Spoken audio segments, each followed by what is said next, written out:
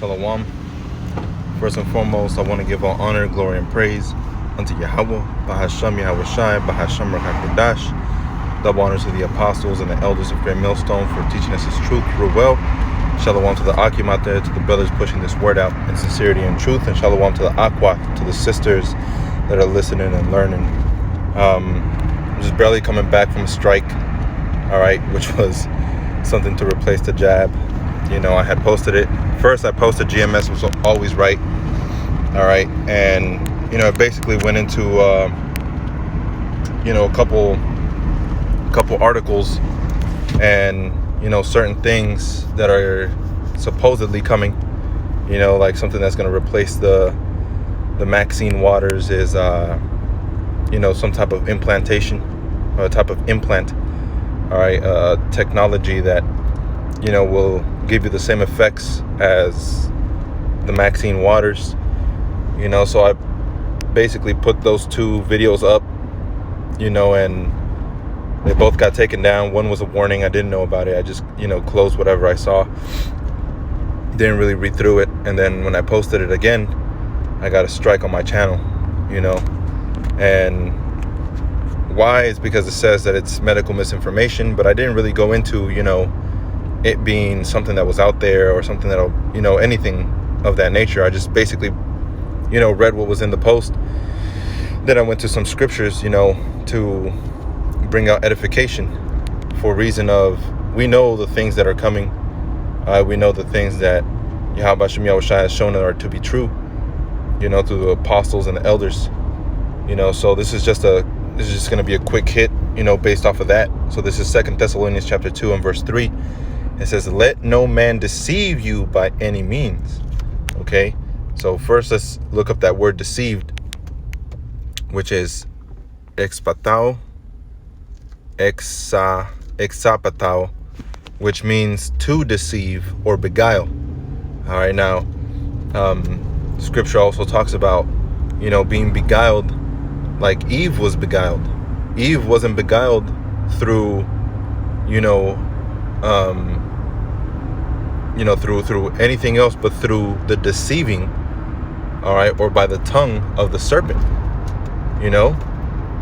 So in the same manner, you're going to have Esau, Edom. You know, you have that, you know, if you ever read the story of Caesar, all right, Caesar back in the day, Julius Caesar, and he gets killed by Brutus. He tells him, et tu, Brute, then fall Caesar, you know, which means you too, Brutus. All right, talking about those that rose up and against him. He said, then fall Caesar, because Brutus was his best friend, you know, and pretty sure they were, you know, Moes, you know. But then afterward, you had one of Caesar's closest, I guess you could say like informer or, you know, what have you. But he was one of his closest friends as well as Brutus. And that man was a very well taught and very well spoken man. Brutus wasn't as, you know, well as that man in speech. Okay. So as Brutus gave the speech, you know, which that would be a good video to go into, as Brutus gave his speech onto why he killed Caesar, and he made a really good and a strong point, that other man, the way that he began his speech was, you know, Romans, you know, men and women, lend me your ears. Okay. And obviously from that opening, people were like, oh wow, this, you know, this sounds interesting. Okay. So after they started listening to him, he said, I'm not a well speaker as Brutus. I'm not as well of I'm not an eloquent speaker like Brutus is. All right. But I do have feelings towards what happened to Caesar. All right. So right off the bat, he says, you know, making it seem like he was less learned, making it seem like he was more humble. All right. By humbling himself down and saying, you know, I'm not as well spoken as Brutus is, but the things that he did were wicked. The things that he did to Caesar were bad, you know. So out of the speech from that man, I forgot what his name was. I don't think it was Respucius, something like that. That was probably another story of, you know, some other dude. But this dude, came out his mouth and he beguiled many. All right. Many believed him. And what happened after that? There was chaos in the streets. People killing people, trying to kill Brutus and trying to kill the army that killed Caesar and the people that conspired against Caesar. And that was all due to that man that said, I'm not a well or eloquent speaker as Brutus. By the mouth of that man, he beguiled many. And that was basically the point that I was trying to make. And that's where there was chaos in Rome. There was a type of civil war, in the Roman Empire after Caesar. So that man deceived them, all right? And that's what this word is, expatao, which means to deceive or to beguile, all right? When you go down here to the Strong's definition, it says to seduce wholly, beguile, and deceive, all right? So,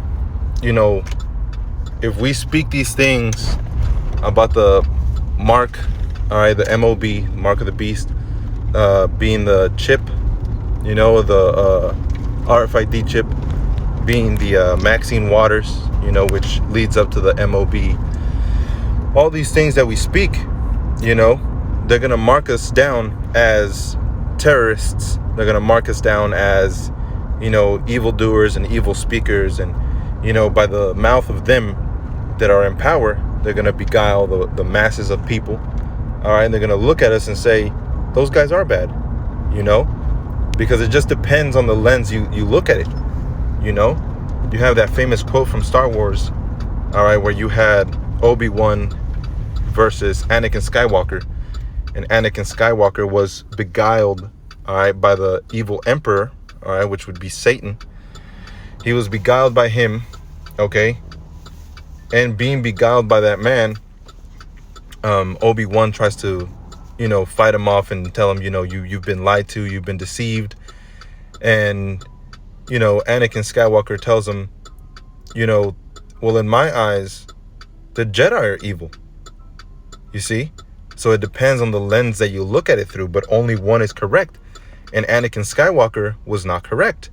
All right, but he was beguiled. You see? So these people are going to truly think that they're in the right mind. All right, Yahweh Hashem Yahushua is going to set it in their spirit to think that they're in their right mind, coming up against the prophets, coming up against what they speak. But in reality, they are deceived. They are beguiled. Okay, so back in 2 Thessalonians chapter 2, verse 3, let no man deceive you by any means. You see? So don't let them deceive you by any means, whatever those means may be. Why? Because Yahweh Hashem Yahushua has set up his elect to not be deceived. And he has shortened those days so that they wouldn't be deceived. Otherwise, all flesh would be destroyed. So it says, for that day shall not come except there come a falling away first. All right. So that day is not going to come, which is the salvation, unless, first there had to be a falling away. All right. So clearly this Christianity that's here is not the true Christianity, because there had to be a falling away. So when did Christianity fall away? It hasn't, but the true Christianity, all right, which is this truth that we're speaking now, fell away, thousands of years ago, and then it got passed down from generation to generation and, from kingdom to kingdom, and they kind of started distorting the truth, and they started, going after the ways of the flesh and started doing the things of the heathen and started mixing that along with the scriptures. So that's why you have Yahweh Shai looking like a pale-skinned man. You had the Renaissance. So there was a falling away that had happened, okay? And there was a painting over the prophets. There was a painting over, the angels and the Most High, okay? That's the falling away. It says, and that man of sin be revealed, the son of perdition. That's what we read in Revelation 17 and also in Revelation 13. That city that goes into perdition in Revelation 17 is equivalent to 2 Ezra chapter 6, verse 9. Esau is the end of the world, and Jacob the beginning of it that followeth. Okay, so Esau is in rulership. That's the son of perdition, and his kingdom is going to go into perdition, which means destruction. So when you go into perdition, Apollea, all right, which Apollyon is the name of what was it, in Revelations, you know, I don't know if I have it here.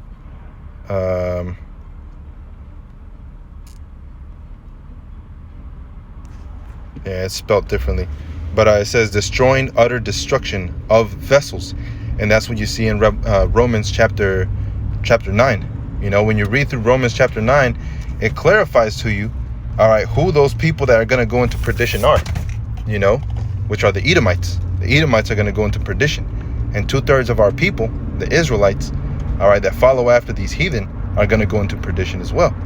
All right, but yet the Israelites, the 2/3, are going to be saved through the loins of the elect for the mercy that the Most High gave them, you know. But in Romans chapter 9, it tells you about vessels unto honor and vessels unto dishonor, you know, and that vessel unto dishonor is destruction, you know. So it says of perishing ruin, destruction of money. All right, and talking about ruins, it tells you in Malachi chapter 1, all right, that Esau Edom, all right, said he's going to come back and you know, build the desolate places, all right, which is destructed places that were destructed, all right, that were of destruction, you know, a desolate wilderness, you know, of perishing, of ruin, of destruction. They said they're going to come back and build the desolate places, all right, and the Most High said they will build and I will throw down, you know.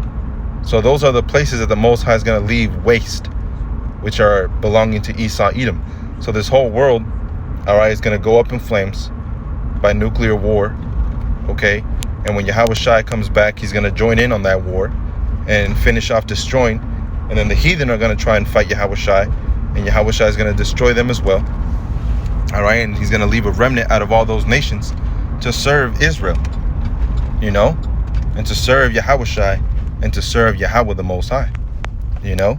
So it says, be the destruction which consists of eternal misery and fire, which is and misery in hell, which is talking about really a temporary destruction, which is by way of the nuclear missiles, you know.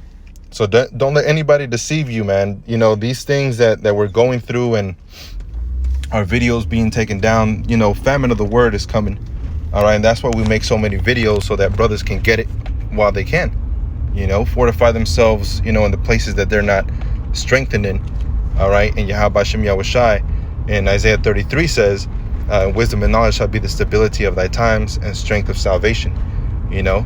So they're going to try and take these videos down, all right, because it's offensive and because this and that, all right. But, you know, we have to get what we can while we can, you know, because Yahweh Shem Yahawashi is coming back, you know. So I hope that was edifying.